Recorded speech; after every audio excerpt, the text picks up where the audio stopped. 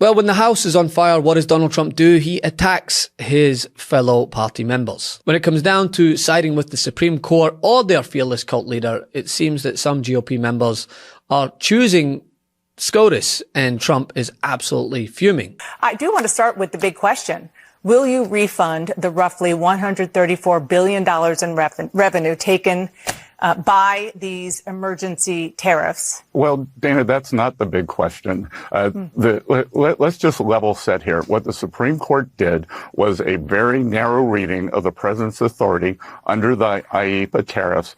We have other tariff authorities which have been functioning, Section 232 tariffs, Section 301 tariffs.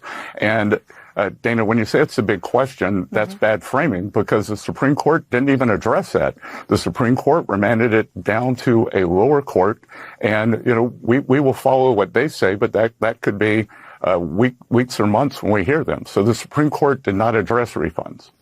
Sure, they didn't address refunds. That is clearly going to be up to you, which is why No, Dana. It is not up to me. It is not you. It is not up to the administration. It is up to the lower court. Let's just be clear on that. Okay. Well, the Justice Department told a federal appeals court in this very case last year, if tariffs imposed on plaintiffs during these appeals are ultimately held unlawful, then the government will issue refunds to plaintiffs. Again, I'm not going to get out ahead of the court. We will follow the court's direction, but as I said, that could be weeks or months away. That decision was not rendered on Friday. What do you think? You're the Treasury Secretary. What do you think should happen? In the past, you have said it is possible. A number of Republican lawmakers and leaders publicly praised the decision as a victory for constitutional balance, saying that tariffs belong to Congress and not unilateral executive action. Now that places them on the other side of Trump's most high-profile economic policy of his second term and in his bad books, which then of course leads to insults and hyperbole. Can't charge $1. I would have used 1 penny, but we don't make the pennies anymore. We save money. Can't charge $1 to any country under IEEPA. Not $1. I assume to protect other countries. This must have been done to protect those other countries, certainly not the United States of America, which they should be interested in protecting. That's what they're supposed to be protecting. But I am allowed to cut off any and all trade or business with that same country. In other words, I can destroy the trade. I can destroy the country. I'm even allowed to impose a foreign country destroying embargo. I can embargo. I can do anything I want, but I can't charge $1. Because that's not what it says. And that's not the way it even reads. I can do anything I want to do to them, but I can't charge any money. So I'm allowed to destroy the country, but I can't charge them a little fee. I could give them a little two-cent fee. But I cannot charge under any circumstances. I cannot charge them anything. But what if we don't see that? I mean, you have a point about the whiskey retaliation. You have a point. It's an important point.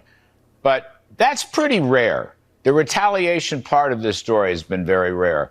And in truth, we showed the tariff effects, front page of the Wall Street Journal, their story. The tariff affects billions in revenue, but no economic earthquake. I mean, we haven't had a tariff recession. We haven't had a tariff inflation. But I guess the question I would ask you, Larry, is they're bragging that they think they can bring in $2 trillion in revenue over 10 years. If someone came to you and said, hey, Larry, I've got this great idea for a value-added tax. It'll bring in $2 trillion over the next 10 years. You'd shake your head and say, we don't want to be Europeans. We're not for that.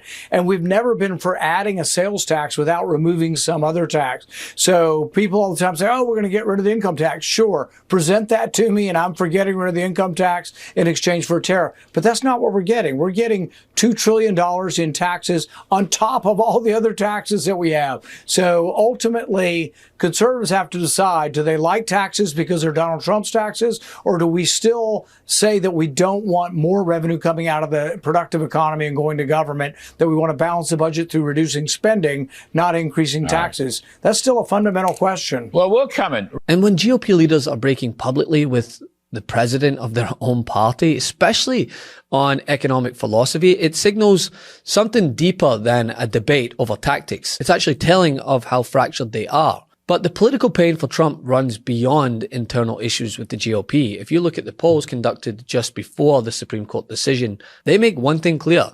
The majority of Americans disapprove of how Trump is handling tariffs on imported goods and, in turn, the economy. And this disapproval cuts across party lines, across ages and racial demographics. I mean, even farmers, a staple Trump voter of the past, have vocalized their disdain, seeing as their suffering was broadcast for the world to see across Fox News of all places. Looking at this, we've got a new report and it shows the number of US farms went down last year. Actually, give me the numbers. Well, those stats are shocking, Stu. The number of US farms shrank by 15,000 in 2025. Yes, it brings the total to 1.865 million, still a lot, but farmland is continuing to face pressure from economic factors such as urbanization and low or basically negative returns per acre. You're losing money. According to the American Farm Bureau, it is part of a long-lasting decline. We've seen it year after year, while farm bankruptcies, by the way, are on the rise. The largest decline at the state level was Texas. No surprise, it's lost 2,000 farm operations, while no state saw an increase in farms at all. Last year, Illinois, for example, lost 400, Iowa and Indiana 500, Minnesota a whopping 1,300. The numbers show that the numbers of farms decreased in every economic category except for farms that make $1 million or more in sales each year, which actually saw a minor increase of 50 farms. But any way you look at it or try to paint it, it's a pretty grim picture. And crucially, even self-described non-MAGA Republicans, including Republican-leaning independents, disapprove of the tariff policy by substantial margins. The bipartisan opposition correlates directly with broader voter dissatisfaction and suggests that Trump's tariff gamble has become nothing short of a political liability. Nowhere near the successful rallying point that he presented it as. Let's leave that on the table. I just want to say one thing. The semantics of a tax versus a tariff is in question here. All right. The president has the constitutional right to tariff, not to tax. And the Supreme Court settled that issue, or they answered that point today. And they made it very clear that in this case, a tariff is a tax. That is, and both are in the hands of Congress. And that is not true. A tax and that's semantics. How is that semantics? Because we already have the tariff law of the Tariff Act of 1962 and 1974, which gives the president the right to control imports via. Okay, but what is a tariff? A tariff is a tariff is a fee charged to another country. Okay. Tax. No, it's not charged to another That's country. the semantics. It's a tax on importers. A tariff is a what? It is a fee charged. We cannot tax a foreign country. A tariff we can tax is citizens. A fee charged to who? A foreign country. No, it is not. Okay. I'll tell you. I'll answer that. I'm not even an economic expert. The importers. I have a friend who imports T-shirts and sneakers from overseas. He pays the tariff, not China. Is there any evidence? I can't believe you just said that. Any evidence that a foreign government has paid Donald Trump's tariffs? We're talking about producers in foreign countries. Tariffs are paid by who? Tariffs can be paid by many. They can be paid by the importers. They are paid by companies. Some of them are foreign companies, but some of them are American companies. Here's one corporation.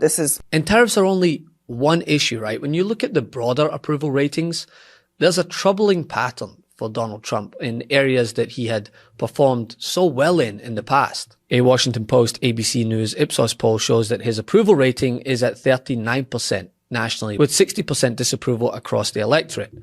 That's a level of negative evaluation, rare for an incumbent on one hand, but he hasn't had that level of disapproval since he caused an insurrection. I mean, that's how bad it is. And disapproval is particularly strong among independents, around 69% opposed. And again, there is a constant theme here. It's across key policy areas such as tariffs, the economy, and immigration. A new poll shows 60% disapproval of Trump, and this is just ahead of his State of the Union address, which is tomorrow. Even among Republicans, the intensity has softened regarding their support for him. In the same poll, those who would say that they strongly approve of Trump's performance has fallen significantly compared to when the poll was taken last February. And in a Pew Research poll, they showed that a growing share of Republicans, 61%, I believe, say that the GOP congressional members do not have an obligation to support Trump's agenda if they disagree with him. So they're basically saying we agree with the likes of Rand Paul and Mitch McConnell, who have strongly opposed tariffs from the get-go, and actually agree with SCOTUS's decision despite Trump throwing a complete temper tantrum as a result. I mean, this is a scathing indictment of the president. There's no other way around it. In a midterm year where turnout, enthusiasm, and economic sentiment are central and Democrats continue to outperform in those very areas, it's no surprise that there are countless Republicans who are warning that the midterms could be catastrophic if they are to continue along this path. I mean, take for instance what happened in areas like North Texas, which were traditionally strong, dominant Republican areas, and they lost in a special election, flipping a seat in an area that Trump had won by more than 17 points. And much like immigration, tariffs was supposed to be an administration highlight, right? A policy that would deliver economic leverage and political credit. Instead, they've just become a wedge issue in American public opinion.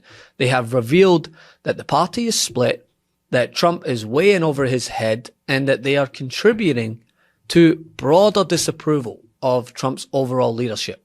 So no wonder he's freaking out. Thanks for watching. Be sure to add the MeidasTouch podcast on Apple Podcasts, Spotify, or wherever you get your podcasts for new updates every single day.